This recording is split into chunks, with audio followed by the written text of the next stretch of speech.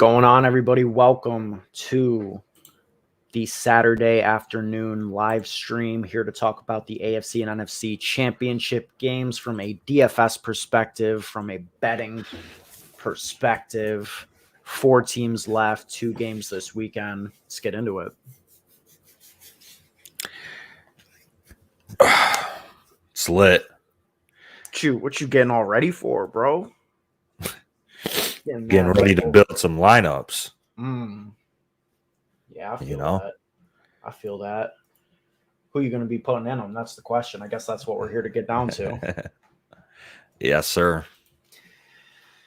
All right. I mean, I think the main story with this slate is that, from a DFS perspective, everybody's on the first game. All the ownership is going to be on the first game. The quarterbacks, the running backs, the receivers, the tight ends, everybody. So, can we find a way off of it? I don't think that we can. You probably can't, just because the potential ceiling in this game is just extremely high. And that Niners and Rams game, I think that's going to be a slow-paced defensive game.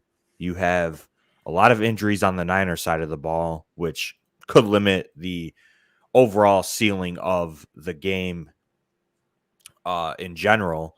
And that total has been bet down 1.5 already. The total in the Bengals and Chiefs game has been bet up by 4 points already. So the whole market is on the Bengals and Chiefs. That's going to be the first game. Besides Cam Akers and Cooper Kupp, it looks like everybody in this Bengals and Chiefs game is going to be a little chalky. Yeah. And at the quarterback position, and we can start there. Let's put these prices up here on the screen. Mahomes is by far going to be the highest owned quarterback, as he should. 7,400. The ceiling has been, monstrous through the last 2 games, putting up 40 points in both. And this could be easily another spot where he's dropping 40 plus. Yeah, I mean, we've just seen it, and we talked about it before, but in the playoffs, with everything on the line, Andy Reid just isn't taking the ball out of Patrick Mahomes' hands a ton. McKinnon, CEH, if Darrell Williams is active, he's going to touch the ball a little bit, and the other backs will as well. But it's going to come down to who's the better quarterback in this game, Patrick Mahomes versus Joe Burrow. And on DraftKings, I'm playing Patrick Mahomes 10 out of 10 times. The ceiling is just extremely high right now. You really know where the ball is going in this offense. I think it's very condensed. So it's hard to get away from the Chiefs stack, on a slate where you're probably not playing 2 of the 4 stacks. And this is the team that's probably going to score the most points out of all 4 teams tomorrow. So, yeah, I mean, that's the way that Vegas sees it too. I mean, the Chiefs have a 31 implied team total. The next closest is 24.5 with the Rams. So you can see the drop off clear as day there in the way that these games are expected to go. Obviously, anything can happen at any given time, but from a cash game perspective, especially, I think Mahomes is a clear cut lock. But let's say you're building 10 tournament lineups. What's your quarterback distribution look like? How many of them are Mahomes? How many of them are Burrow? And are you mixing in either of the other 2 guys for leverage? Yeah, I mean, if I'm building 10 lineups, my exposure would be, 7 Mahomes, 2 Burrow, and 1 Stafford, and 0 Jimmy Garoppolo. Okay. Jimmy G is out of the conversation in tournaments and in cash games. You're not playing him this week. He's just banged up, injured. The upside is so low. Talked about it on the pod, but the man has only 1 200-yard passing game in his career in the playoffs. This is just a team that's going to rely on everybody else besides Jimmy G to get the job done. So I'm not going there. Stafford, 6,300. I mean, Burrow, 300 less. And this could be a spot where the Rams could get up on the 49ers early. in that week 18 game, they were up 17-0. And this could be a spot where Cam Akers sees 20, 25 touches once again. And so Stafford, out of consideration for me, pretty much it's just Burrow and Mahomes, and Mahomes is 800 more than Joe Burrow. So I'm just playing Mahomes. Yeah, I agree. I mean, I don't hate the potential of Joe Burrow in this spot, especially if the ownership is going to be like half of what Mahomes is, and it could be. But I don't know, man. It's really hard to get away from that game. The total is just so much better. It's 9 points higher at this point. Stafford's going to snap. Yeah, no, he could, but he could get game scripted out as well. It could just easily be a spot. We know that the Rams want to run the ball when they have the opportunity to. And they very well might in this spot. Like you mentioned, just so many injuries on the 49ers side of the ball to key players. I think their luck's going to run out. They beat two better teams 2 weeks in a row. I don't think they do it a third time. Yeah, I totally agree. It's going to be a Rams-Chiefs Super Bowl most likely. Mm-hmm. At the running back position, however, we do have, probably the most popular play on the slate coming from that Rams-San Francisco game. Cam Akers at 5K is projecting really well. Hard not to at a 5K price tag, coming off of a 27-touch game. He's just absolutely dominated, the Rams backfield since he's come back. Storyline this week, 2 costly fumbles, almost fumbled away the game last week. Does it affect his workload in this spot? I don't think it does. I mean, ever since he's came back and, they've eased him in, it's a clear indication from Sean McVay that he wants Cam Akers to be the workhorse. And I think he views Cam Akers as, the most explosive and most talented back on the Rams roster. And I mean, he's definitely better than Sony Michel, but he hasn't been effective, although he's had some tough matchups over his last 3 games with the Bucs and the Niners in week 18, 2 of the more tough run defenses. The volume is going to be there. I think you could definitely get away with a fade with Cam Akers just because of matchup. And I don't know. I don't think that like you have to jam him in. I mean, he's 5K, he's cheap, but it's a tough fade. But I think you lock him in cash, but you could definitely get away from him in tournaments. Devin says it in the chat as well. If he fumbled again, I'm sure he will not be in for the rest of the game. That I think is like a major concern. I agree with you that coming into the game, I don't think McVay is going to knock him for the fumbles. But if he fumbles in like, the first quarter, first half, I think we could definitely see a heavy dose of Sony Michel down the stretch in this game. They give him the benefit of the doubt after the week, but does it sustain if there's another mistake? I don't know if it does. Yeah, I mean, that's definitely a valid point, but then again, we're not projecting for him to fumble in this spot. So you really can't go to Sony Michel, in my opinion. He's 4,600. I mean, he's 400 less than Cam Akers. Cam Akers is going to get more work in the receiving game, even if he does fumble. And, like I just said, we're not projecting for him to fumble or get benched in the spot. The clear indication has been Sean McVay wants to use him as the workhorse. Although, Sony Michel has been effective this season, especially at the end of the season. But Cam Akers is the guy, 5K. I mean, you're locking him in cash. I think in tournaments you could definitely get away with a fade and, play some of these running backs above him. So who are you targeting as your pivots off of him? I mean, Eli Mitchell seems like a pretty clear, direct pivot, especially if the game goes in a way that people aren't expecting it to. Yeah, I mean, obviously it's a 2-game slate. All of these running backs are going to have ownership, so you're not going to get crazy leverage unless you go to like CEH or Sony Michel or somebody like that, right? Mitchell should be lower owned out of the 3 of Mixon, Akers, and Mitchell. He should be the lowest owned, but he's still going to be owned quite a bit.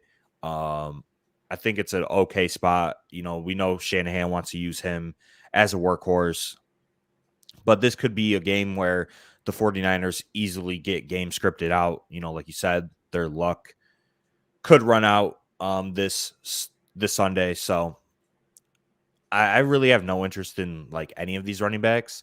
I think how I'm going to approach it in tournaments is I'll probably just roll with Mixon for game environment, but he is a little bit pricey.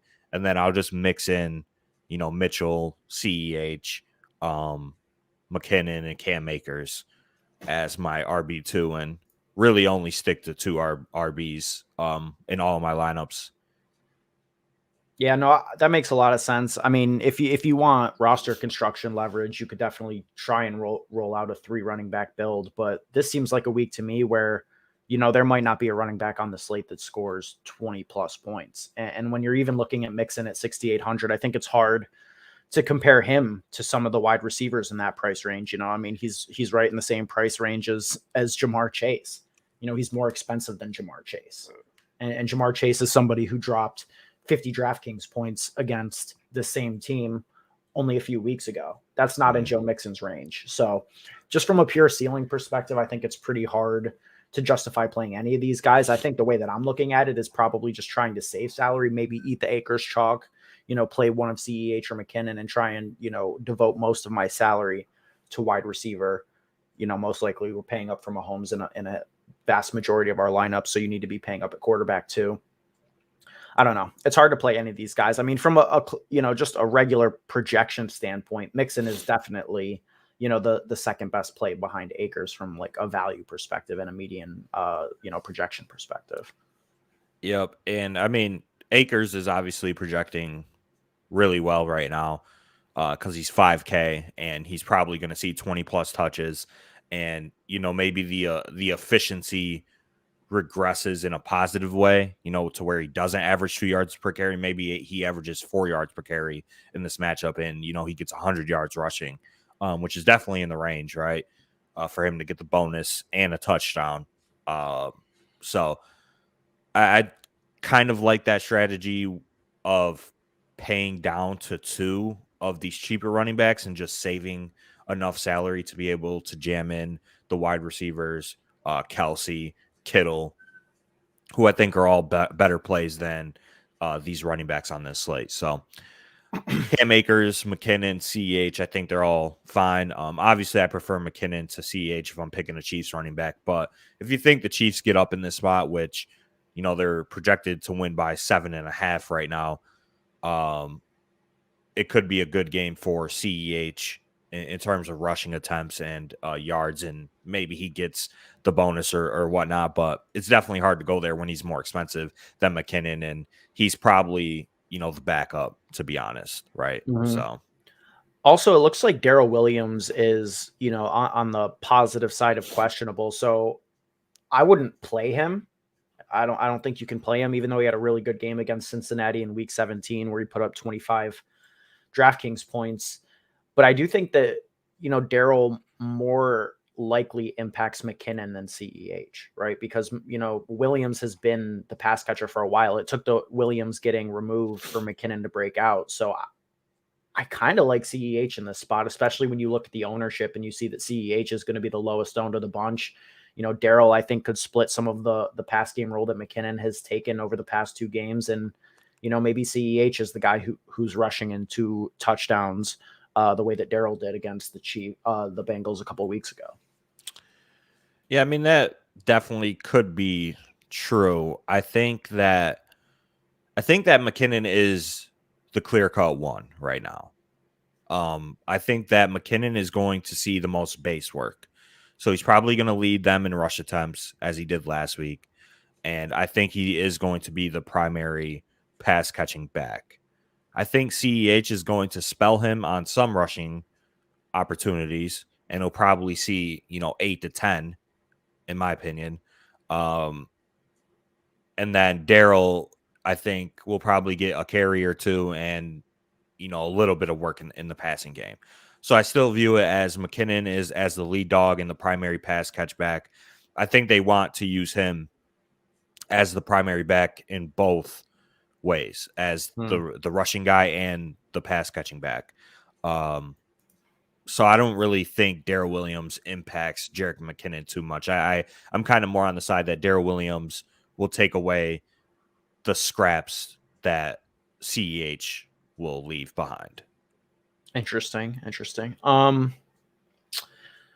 So I guess transitioning to wide receiver, Cooper Kupp is 8,800. It's a great price tag for him, in a general sense. Obviously, the context of the slate makes it a little bit interesting with Tyreek Hill, priced so cheaply, 7K, both the Bengals guys, with really affordable price tags. But I still think that Cooper Kupp is hands down one of the best plays on the slate. Yeah, I mean, it's hard not to go to Cooper Kupp. I mean, he's just going to project really well. He is, the best wide receiver in the league this year, and all he does is produce. He's produced in the 2 games against the 49ers this year, went for 26 DraftKings points and 29 DraftKings points. If this is a close game, which obviously Vegas is projecting for it to be a close game, 3.5 point spread, Cooper Kupp is going to get there. Obviously, when comparing him to, Debo, Tyreek Hill, the price gap kind of just makes me want to go with Tyreek Hill, Jamar Chase, 2 guys that have what I think higher ceilings than Cooper Kupp, just because of the offenses that they're in, and the quarterbacks that they're attached to. It's really hard to go there. I think, especially Tyreek Hill, who's 1,800 less and is projecting as the best value at wide receiver on the slate. I don't know. I think you can get away from Cooper Kupp just because of his price tag, but it's definitely a hard fade. Yeah, I wouldn't do it in cash, but tournaments for sure. I think you can justify it for the same reasons you said. I mean, Tyreek Hill and Jamar Chase, I think do have higher ceilings than Cooper Kupp. I mean, Tyreek Hill's dropped 60 bombs on DraftKings. Jamar Chase has dropped 50 bombs on DraftKings. Even Cooper Kupp, as amazing as he's been, as consistent as he's been, his ceiling, I think, is, at least this season has been about 40. I think he has 140 spot this year, if I'm not mistaken. Yep. Against the Lions. Yeah, Tyreek Hill and Jamar Chase have dropped 58 plus. Yeah. So I don't know. Between the 2 Bengals guys, what's your lean? Because Higgins is cheaper. We've gone to Higgins, pretty much every single week since the Bengals have been in the playoffs, just because, the underlying usage would say that they are extremely similar plays. And maybe it's been touchdown variance that's been, boosting up Chase's numbers.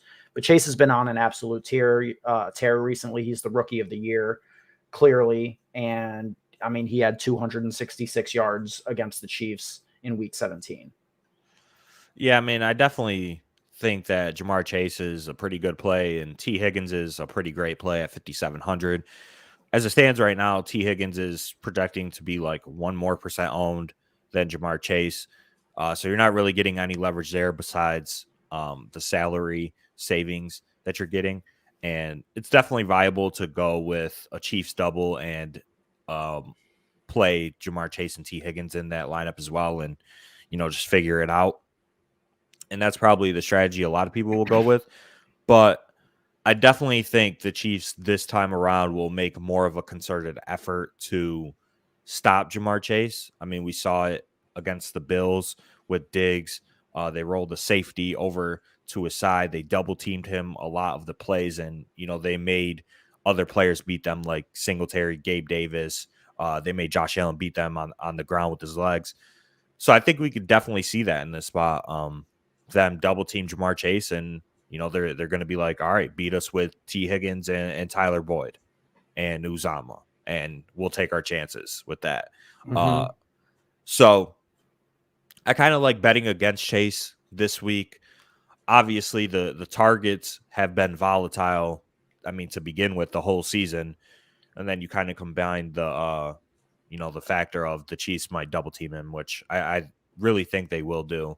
If last week was any indication, I think you could easily get away from Chase in the spot.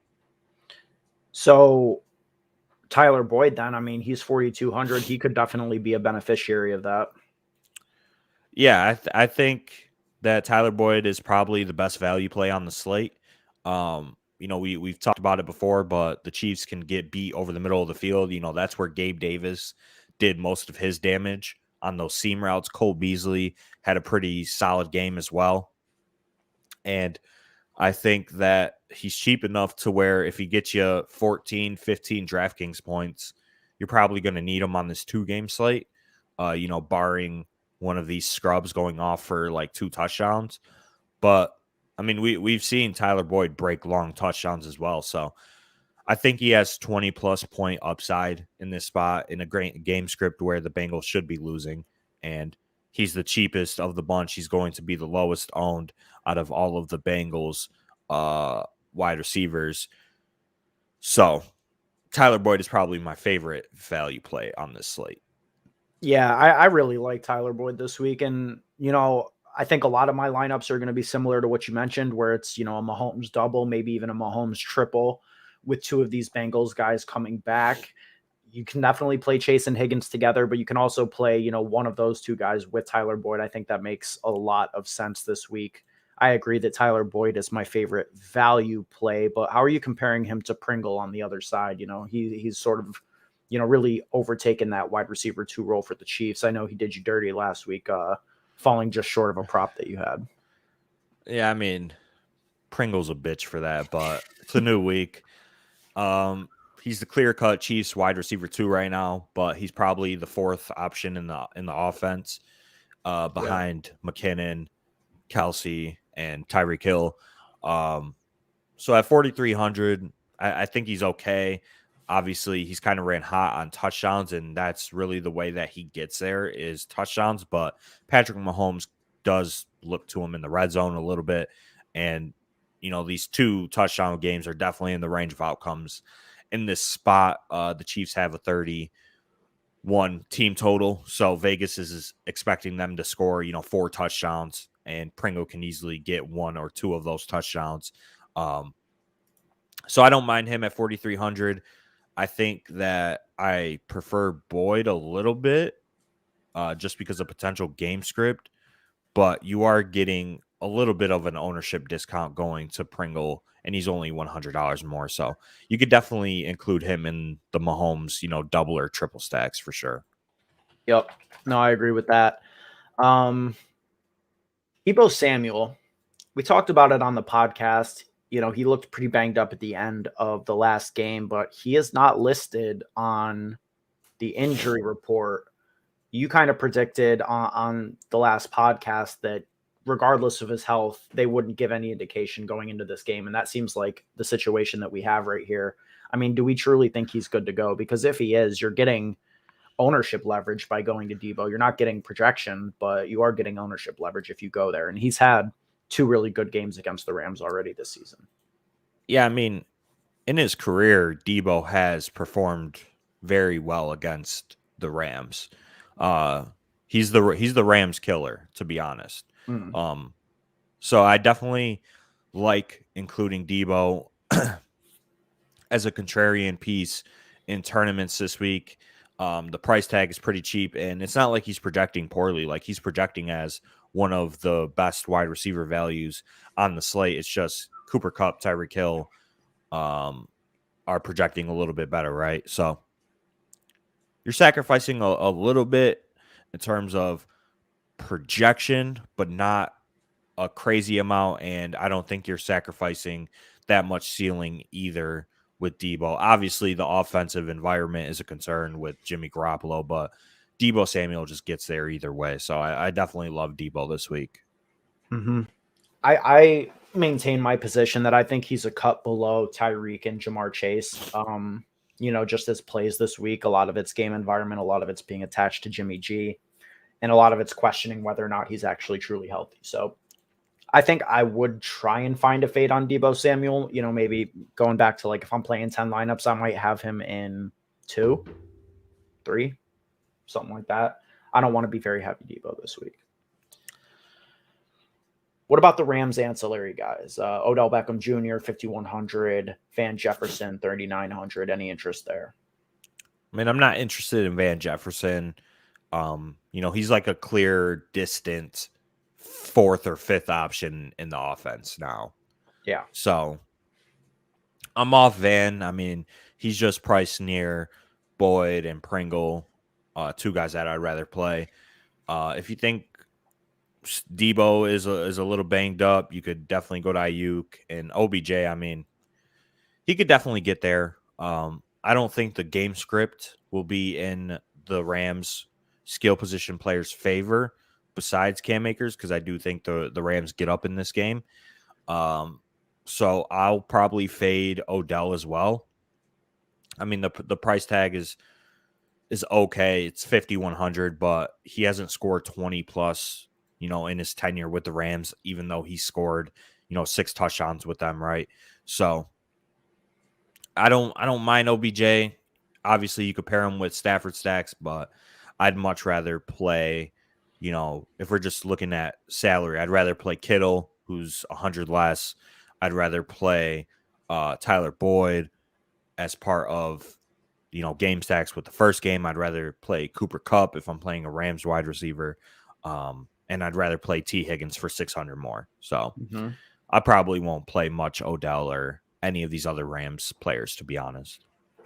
Yeah, I've got a little interest in Odell, but I mean, you make a good point about George Kittle, and we can transition to tight end. I mean, I'm all about George Kittle this week. I was, toying with the idea early in the week, and I've really come full circle. I want to bet on a George Kittle blow up game. I know that it's been a little while, but I mean, this seems like a really good spot for George Kittle. And I think we'd all be talking about him differently if he didn't drop a clear cut 60-yard touchdown that he had right in his hands last week.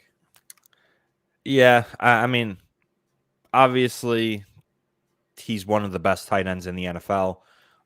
He's running a lot of routes, all of them pretty much on Jimmy G's dropbacks. So he's going to be out there. Obviously, the targets are so volatile with the 49ers. But this could be a game where they get down. Jimmy G is going to have to drop back a ton. And George Kittle has, one of the highest ceilings of the entire player pool on this slate. So at 5K, I'll definitely take a shot on George Kittle as, like a Niners one-off. But I think in lineups, I'm probably limiting my Niners exposure to just one Niner per lineup. Just because Jimmy G isn't supporting 2 or 3 players to hit their ceilings at this point. Unless we get another Week 18 performance where he throws like 350 yards, and if he throws 2 or 3 touchdowns, which I think is highly unlikely, I don't see a way that Kittle, Eli Mitchell, Debo, Ayuk all get there. So my strategy: play 149er, fade Jimmy Garoppolo, and just hammer the actual good teams in this conference championship. Yeah, no, I agree with that. I mean, I think the majority of my lineups are going to be, 2 plays from this game, maybe 1 Niner, 1 Ram, and then a full stack of the other game. I think that's really the way you have to go. What about the other tight ends? I mean, there are 4. All of them are quality fantasy options in terms of the 4 teams remaining. We've got Kittle right here in the middle, Kelsey up top, and then the 2 other guys priced sub 4K. I think Uzoma is going to be really popular this week at the bottom, 3,400. He's been coming on pretty hot lately. 2 good games in a row to close, to start off the playoffs, I should say. Yeah, I think he could be, the cash game tight end. I think people will still probably just pay up to Kelsey. Yeah. And seems likely. Kelsey's going to be the chalk, and he's a great play, 6,500. So obviously he's my favorite tight end play of the entire slate, and I'm going to have majority exposure to Kelsey this week. But Uzama, I think he's a fine pay down option, and this is definitely a double tight end week. That is one lineup construction strategy to get different, is to run Kelsey and Uzama from the same game, or run Kelsey and Kittle, as their ceilings are very comparable to the wide receivers. And Kittle's ceiling at 5K is probably way higher than, OBJ's and Tyler Boyd, Van Jefferson in that range. So you could definitely go double tight end, and I think that's one of my favorite tournament strategies this week, is playing Kelsey and Kittle this week. And getting a little bit of ownership leverage there and lineup leverage there as well. So that's my GPP take of the week. Kelsey and Kittle for the win. I like that. And you know it's serious if Joey's saying it, because Joey never touts 2 tight ends. In fact, every time I do, he's like, yo, that's not a winning strategy. Well, if you go double tight end, you have to play 2 good tight ends, not 2 bumps. Right. You saying I'm usually trying to play bums? Pretty much. You're not wrong. Any Kendall Blanton interest? Speaking of, 2,700 caught a tutty last week. Absolutely not. So defense this week, I don't know, man. Do we like going with Chiefs Bengals just for the game environment and hope it's one of those situations where, you know, the pick six leads to, you know, a bigger offensive performance? Because that can definitely happen, but I don't know how much faith I have in that, especially with the Bengals. Yeah, I think the Chiefs are fine as a home defense. 3K, pretty cheap. We saw them last week get torched though, so that's obviously concerning. And Joe Burrow can easily torch this Chiefs defense. But we also saw the Bengals give up 9 sacks to the Titans. The Titans pass rush obviously is way better than the Chiefs, so we can't expect the same, you know, production. But if they get 3-4 sacks, that could definitely get the job done. I think my favorite tournament play is the 49ers. We've seen Stafford have turnover games, and we've definitely seen the 49ers have the Rams number. So at 2,800, they're going to be one of the lower owned defenses out of these 4. I like going with the 49ers and hoping that we get 2 or 3 Matt Stafford turnovers. And the 49ers also have a pretty solid pass rush as well. And yeah, I think the 49ers are probably the best tournament play. I mean, they're definitely good. Them and the Rams, I think, are super interesting. The Chiefs are going to be the highest owned, so I want to find a way off of that, especially considering I think almost all of my lineups are going to have 2 Bengals pass catchers in them. You know, they both set up well. All the reasons that you said about the 49ers make sense. You know, it's definitely not outside of the range for Stafford to turn the ball over 2 or 3 times, or, you know, Cam Akers to throw a couple fumbles in there. You know, that's all in the range. So I like the 49ers at 2,800. Relatively low ownership contextually on the slate, and the Rams too. I mean, if things go according to like the most likely script, then we're going to see a bunch of pass attempts from, you know, a hobbled Jimmy G against this Rams defense at home, which, I mean, that sounds pretty good too. And they're going to be lower owned than the Chiefs. They're $200 more, so you're paying up to be contrarian. I don't hate it. Yeah, I mean, he threw the ball 32 times in that game. The 49ers got down 316 yards, only 1 touchdown. So it's definitely in the range of outcomes. And we know that Jimmy Garoppolo likes to throw the ball over the middle of the field, and those are the plays that can get turned over. Are those passes over the middle of the field, tip balls, linebackers roaming, safeties down in the box, etc. So I definitely like that. The Rams and 49ers, I think, are the tournament plays at defense, especially if the Chiefs come in as the highest owned. So yeah, I mean, defense is just so random. I'll probably just mix it up and play whatever fits, to be honest. I mean, that about covers the slate, I feel like. Talk about things from a betting perspective. I put a ton of bets in this week. I don't know about you. I haven't bet anything yet. Really?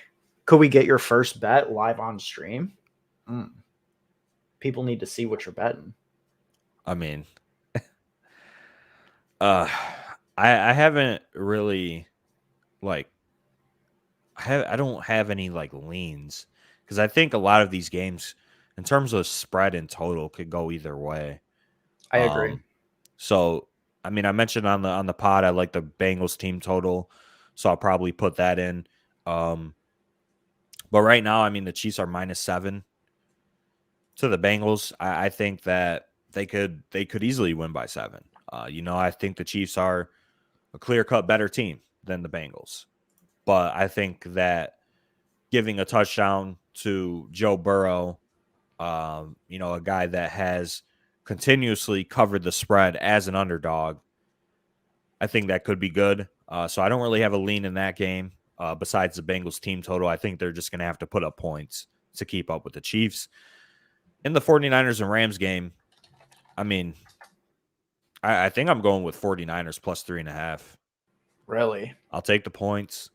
I'll take the hook as well. If they lose by a field goal, that's a win-win. Rams win.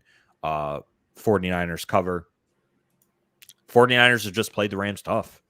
And I think 3.5 is a pretty solid number. And I'll ride the 49ers spread wagon this week.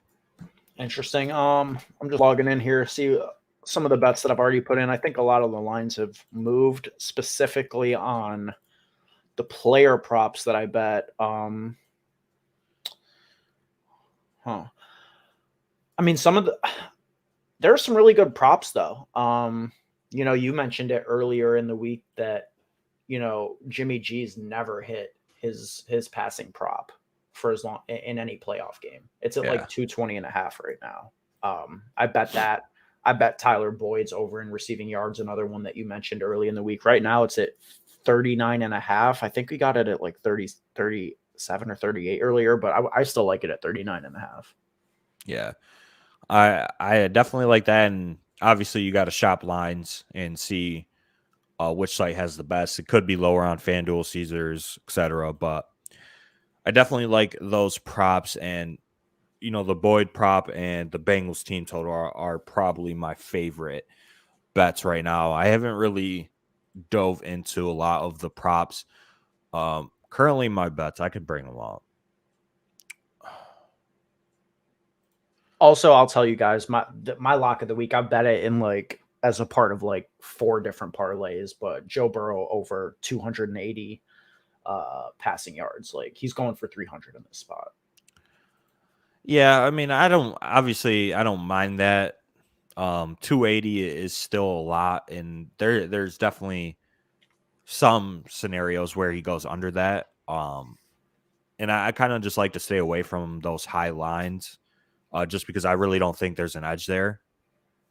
Unless you really have some conviction, which, I mean, it means that you do. But, I mean, these are my bets right now that I have open. So, Joe Burrow over 2 touchdowns.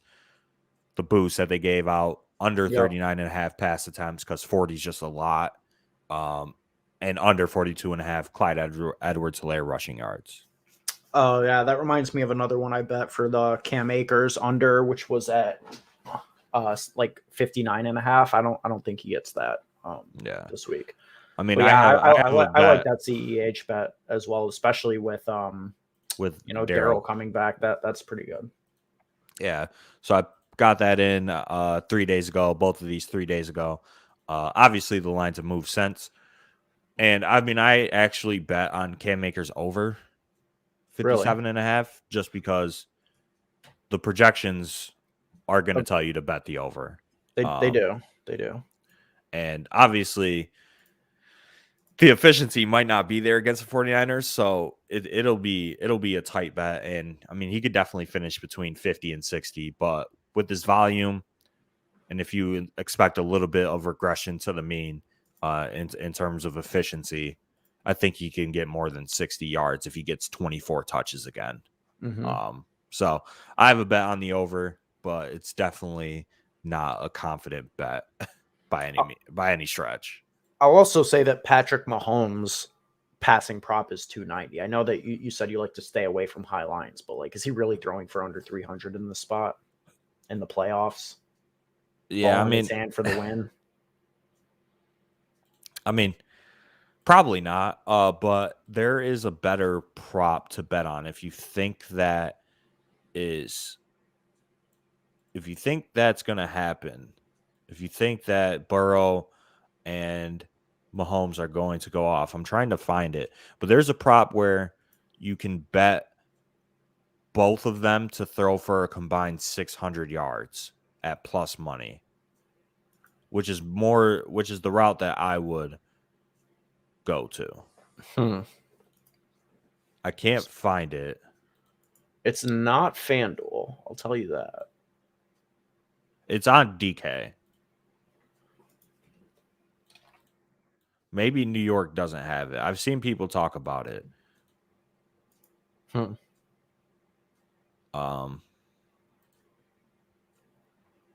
But yeah, I don't. Where is it? I don't know. I'll have to look at that. But it's definitely a prop that you could bet on. And right now, I mean, Patrick Mahomes is plus 175, tied with Joe Burrow for the most passing yards on Sunday prop. So if he's tied with Burrow and he's not the favorite, I mean, I think there's a little bit of value there betting on Patrick Mahomes to lead the week in passing yards as well.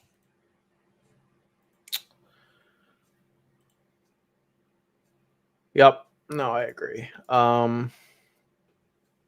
Yeah, and I'll just say, Mahomes, you're getting a 4-yard discount on his over/under on FanDuel compared to DraftKings. So yeah, just think about that. I mean, line shopping is so important. Like, BetMGM, you've been able to get, Bengals plus 7.5, or the line's been 7.5 all week. It's been 7 everywhere else. So yeah, I bet Cincy plus 7.5. I wouldn't bet it plus 7. I mean, that extra half point makes a difference, but you're getting, pretty comparable odds. It's like 108 on DraftKings, and I think it's what, 120 at plus 7.5. So that extra half point's definitely worth the odds there. Yeah, you definitely have to shop for sure. I mean, plus money at plus 7 is definitely good, but plus 7.5 I think is pretty better if you're getting that hook.